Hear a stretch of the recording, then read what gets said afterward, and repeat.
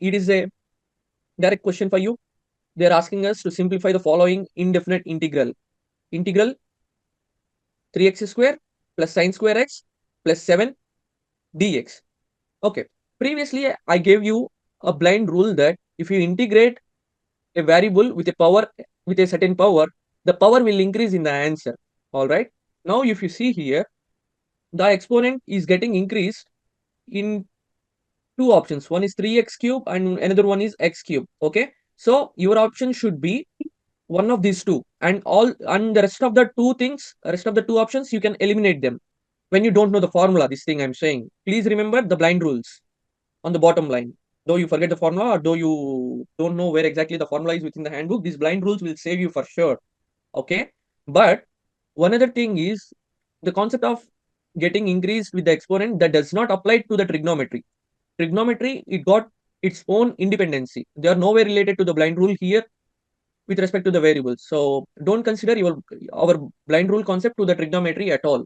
Okay.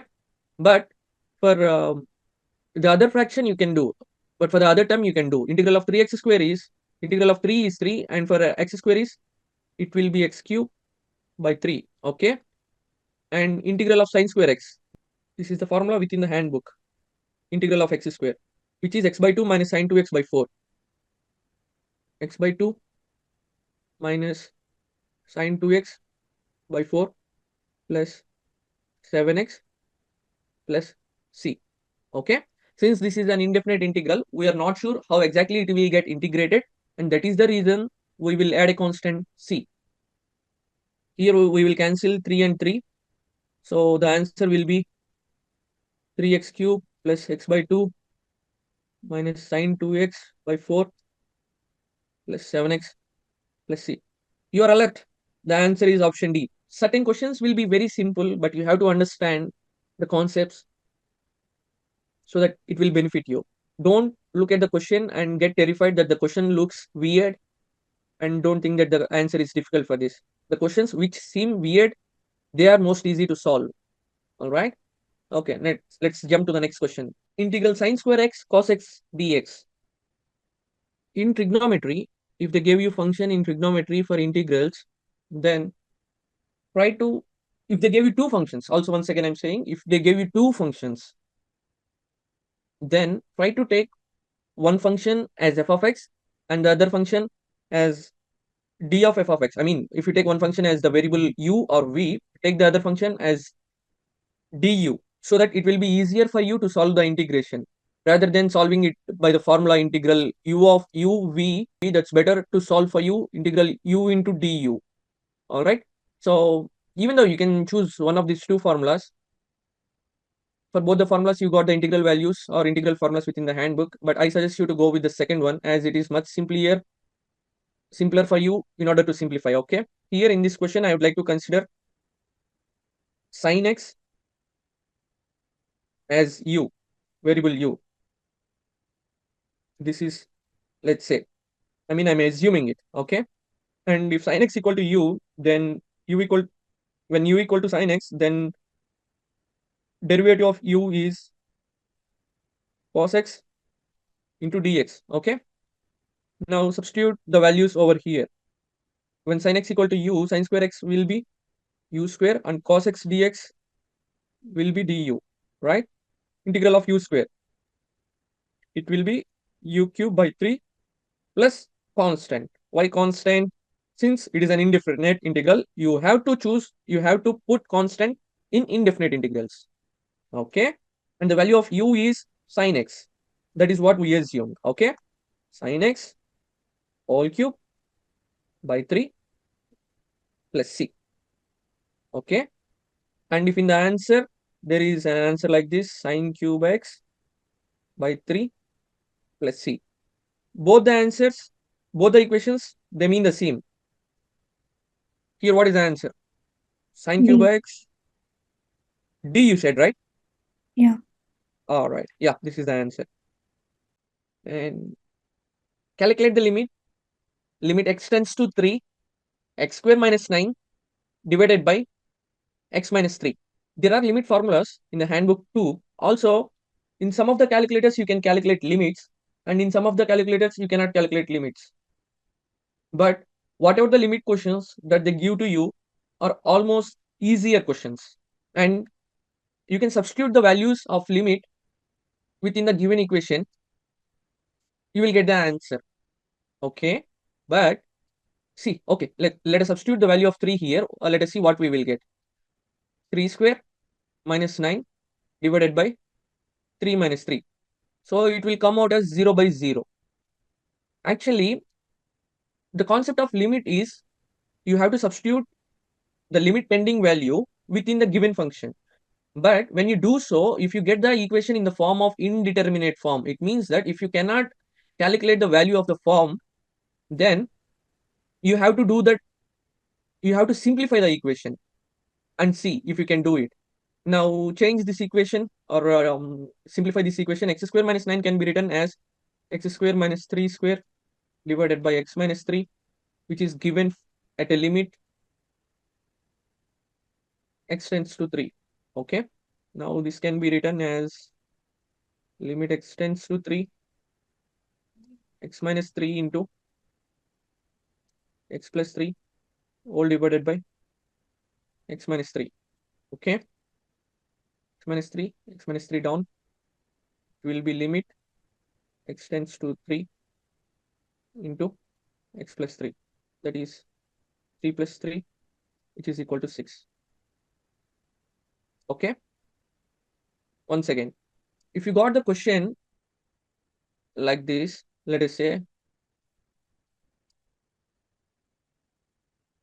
then you can substitute the value of x directly here since it is in the determinate form. Okay. So if you substitute here, then it will be like 2 into 2 square plus 2, which is 2 cubes 8 plus 2 equal to 10. Here you are getting a value directly, but if you got the value in indeterminate form, then that is the case where you have to simplify the equation and then get the answer. Okay. And for certain limits which you feel the question is difficult, if you encounter such kind of questions within the exam, then you have to go for the formulas within the limits page given in the handbook, and you have to find out the formula. It will be easy. Okay.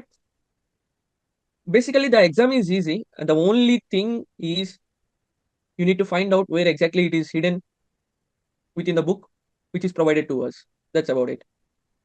And some simple questions will be given. Some of the questions which are simple, you need not even need handbook. So there won't be some formulas within the handbook, but you might know them. Facing the challenge of the FE exam, looking for a way to prepare smarter, not harder? Bhavanam's C2C has the answer. Introducing Bhavanam's C2C FE exam preparation program, designed for civil engineers aiming to pass the FE exam and excel in the USA. Wondering what sets us apart? Our expert team. Meet Mahendra, EIT and project manager, who knows the FE exam inside and out. K.N. Mathur, EIT and civil engineering master's graduate. And Chandravarthan, IIT postgraduate and top 422 GATE rank achiever. These experienced instructors have already helped hundreds succeed. Will you be next? In just 3 months, you will master all 14 essential subjects through live online classes held every evening from 8:30 to 9:30 p.m. Monday to Friday. But that's not all. For each subject, sharpen your skills with 15 dedicated practice questions and follow up with quizzes containing 45 questions to solidify your understanding. Prepare like a pro with 3 full-length, 6-hour mock exams designed to mirror the final exam. Plus, receive personalized guidance through one-on-one sessions with our expert instructors to refine your strategy. We understand balancing work, life, and studies can be challenging. So we have got you covered with 1 year access to recorded sessions and replays of live classes to catch up anytime. Here's the game changer. While others charge over $1,000, we are offering everything for just $350. Want an even better deal? Contact the number below now to claim a flat $50 discount and get it all for only $300. Enjoy a 100% refund if you are not fully satisfied within the first week. No questions asked. Our live batches starts fresh every month on 15th. Don't miss your chance to join. Limited seats available. Contact the number below to secure your spot and get enrolled today. Find the sum of the given vectors A and B. They give the values of vectors A and B. then the solving of vectors is very easy for you. You need not to even remember a formula for the solving of sum of vector, subtraction of vector. So does the dot product and cross product too. And also, in order to calculate the magnitude of a vector, you can use the same formula, same calculator concept in order to calculate them. Okay, I'll just show you in a glance. Yeah, in order to calculate the vector, we have to find out where is the vector operation within the calculator. Once you find it, use the shift key or the second button. So in some of the calculators, you may see it shift button. While doing our engineering degree, we are familiar with the calculators which got the option called shift. Here, in the approved calculator, you're gonna see the second button, which is on the left top. Use that button.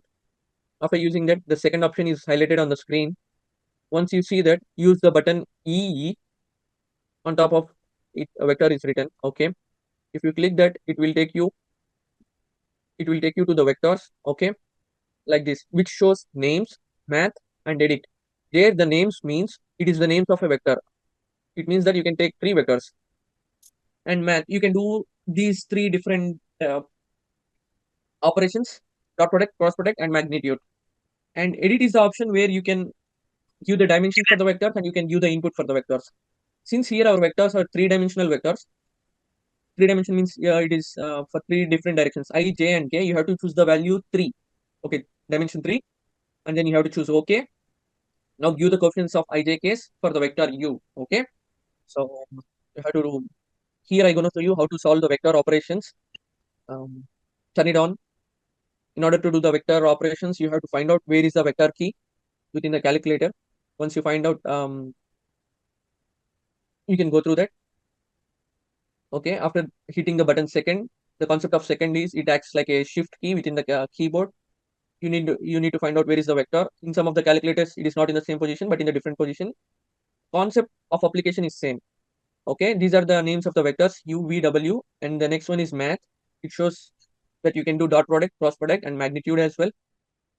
Also, when you go to edit, you can give the values of vectors with the dimensions and the values. Okay, now choose the dimension if it is a single dimension vector or a two dimension or a three dimension. As per our question, it is a three-dimensional vector. Hence, you have to choose the number 3 and hit enter. You have to hit the enter twice. All right, and give the coefficients of ijk values. Here in the given question, it is 2, 3, and 4. Okay, for giving each and every value, hit the button enter. And after that, you have to do, you have to quit it. Hit the second button and quit it. It will take you to the home screen. Don't worry that the screen got erased. All your values are stored within the calculator. Okay. Now, performing the same operation, you can give the values for the vector v. And make sure when you are about to give the values for vector v, it should be in the number 2. Number 2. Okay.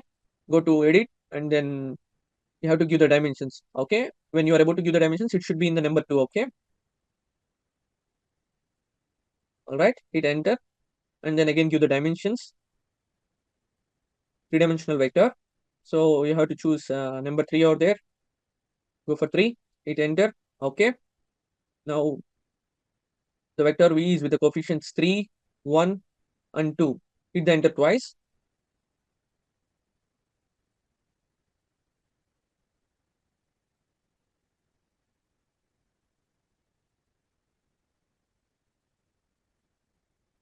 For summing of vectors, you can give the plus symbol directly. You have to select the vectors. It is u plus v vectors. Now you got the answers. Okay, 5, 4, and 6. So those are the coefficients of the I, j, and k. For summing of vectors, you need not to go for calculators. It is like just summing the variables within the linear equation. So it is that easy as it is. Regardless, I just want to show you how to use the calculators for the summing of vectors. Also for dot product. Now you can see dot product, how we're going to do.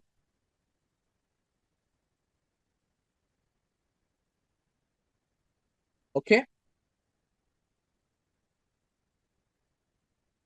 Dot product of vector u, which is 1. Now you have to use comma. For using comma, you have to hit and hit the dot button. It will take you to comma. Select the second number, which is vector v. Okay. And hit enter. Now it shows the dot product of vector u and vector v. Okay, which is equal to 17. hit enter, it gave you the value of 17. All right. Since it is the sum of the vectors, it will be vector A plus vector B. So it is 2i plus j minus 3k plus minus 2i plus 2j minus 3k. So the value is 3j minus 6k. Okay. Option B is the answer here. All right.